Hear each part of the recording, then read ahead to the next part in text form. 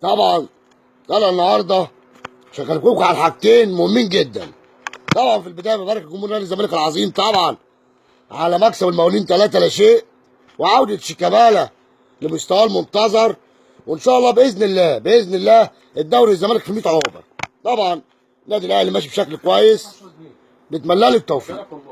طبعا طلع النهارده عشان اتكلم على الولد ابو ودان اللي اسمه محمد فضل ده.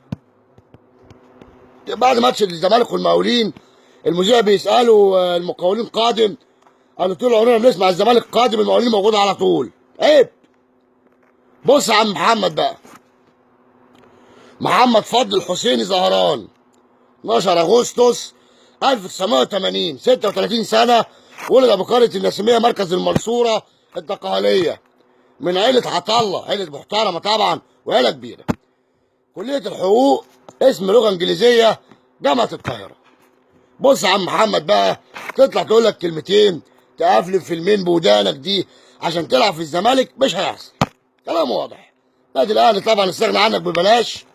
انت 36 سنه، اللي زيك دلوقتي بيجربوا يبقوا مدربين ولا عيب. شوف لك شغلانه تانيه.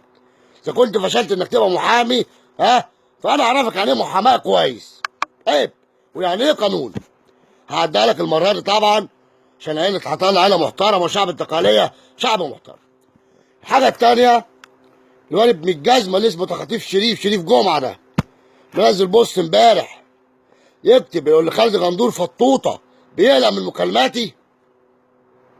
بندق نجم نادي الزمالك ومنتخب مصر بيخاف منك انت؟ انت يعني بتقول لك لازق شعرك باميري يا ابن الجزمه. عيب. ولد مش محترم. قول عليا انا طرطور انا؟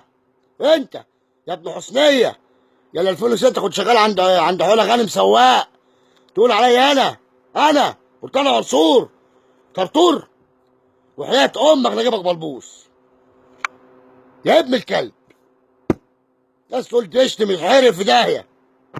طبعا ناس من عيب. جمهور النادي الاهلي جمهور محترم، يقول لك بيمشي وراه، وعيب يضحك على الناس بالكلام الفارغ وعايز يوقع الجمهور في بعضه. ده انت ابن جزمه وحياه امك نجيبك بلبوس. انا طرطور انا؟ ماشي، كلام واضح. بس ما ازعلش بقى في الاخر وحسنيه تيجي تعيط في المكتب وتبوس على رجلي. انا جايب لك العصايه معايا اهي ملهاش اول من اخر، 5 متر، وانت عارف انا هحطها لك فين. وحياه امك ما تجيب سيره بندق تاني او مرتضى لعلقك من المخاصي. كلام واضح. هل بشخه اتكلم عن انا طبعا. في النهايه عايز اقول لجمهور نادي الزمالك المحترم، جمهور النادي الاهلي، شهر الفيديو ده جمهور نادي الزمالك اخصيه شهر الفيديو ده. وان شاء الله باذن الله الفيديو الجاي مع كابتن خالد غندور على قناه العاصمه. بحييه طبعا كابتن بوندو، حد محترم، وانا رضيت نيابه عنه لان ده شخص ابن كلب ما ينفعش بوندو يرد عليه، لان بوندو راجل محترم. انا طرطور وحياه امك لعلقك يا ابن الكلب.